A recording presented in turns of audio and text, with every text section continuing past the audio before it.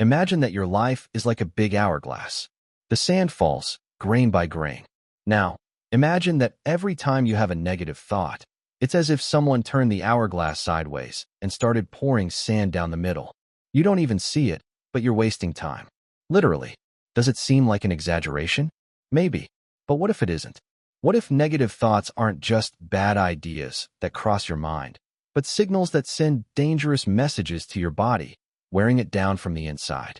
Throughout our lives, we hear about healthy eating, exercise, medical checkups.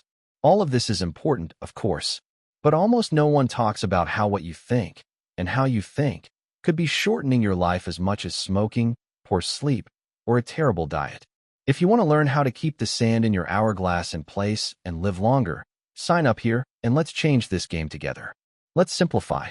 In the country that is your body, there is a defense system, the army of immune cells.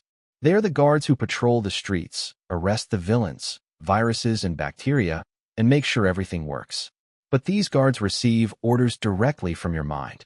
When you think negatively, it's like the head of security giving confusing orders. Don't patrol today.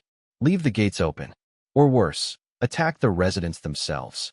This happens because constant negative thoughts activate something called the stress response. Your body releases hormones like cortisol, which in small doses even help you react to danger. But when that cortisol tap is on all the time, the guards get tired. The streets become more dangerous, and the body starts to expend energy trying to put out fires that you can't even see. Now, before you think that negative thinking is just complaining about traffic or getting angry with someone, it's not quite like that. Negative thinking is any mental pattern that fuels fear, insecurity, resentment, pessimism, or excessive self-criticism. It's that inner voice that says, I can't do it. It's going to go wrong. Nothing ever gets better. And the more you listen to that voice, the more it takes control of your inner city. Imagine a city where all the radios and TVs only broadcast bad news, 24 hours a day. The residents become anxious, sad, some even sick. This is what happens inside you when negative thoughts dominate the news in your mind. But let's get to the scary part. Studies show that people who maintain a chronic negative thinking pattern have a higher risk of heart disease, weakened immune systems, sleep problems, and even premature aging of their cells. This is because ongoing stress affects telomeres, which are like the protective caps on your chromosomes. The shorter they get, the faster your cells age. In other words, that habit of thinking the worst could literally be taking years off your life. Now, let's imagine two neighbors. One of them, Pedro, is an optimist. He believes he'll always find a solution. The other, Paulo, is the problem engineer. Even when everything is going well, he is already thinking about how things will go wrong. When faced with a challenge, Pedro remains calm, sleeps better, and his body recovers quickly. Paulo loses sleep, gets a headache, his stomach hurts, and his blood pressure rises. Over the years, this difference in reaction accumulates. And that is why mental state is not just psychological. It is physical, measurable, and ultimately vital. But there is an important detail. The brain is trainable. Just as a muscle can become stronger or weaker, the brain can learn to reduce negative thoughts and strengthen positive thoughts. And that doesn't mean becoming a Pollyanna, person who pretends everything is perfect. It means learning to react so that your body doesn't live in red alert mode all the time. How to do this? First, understanding that negative thinking is not something you need to believe. It's just an inconvenient visitor knocking on the door. You decide whether to let him in for coffee or not. Second, by creating small habits that change the climate of your inner city. Practice gratitude. Write down 3 good things a day, no matter how small. Take a deep breath when you feel your body tense. It seems simple, but it changes your body chemistry.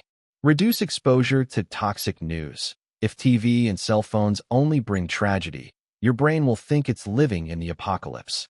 Spend more time with people who have a balanced outlook on life. Energy is contagious. And if you think this is just motivational talk, remember, the opposite effect has already been more than proven. Constant pessimism increases the risk of disease and accelerates cellular aging.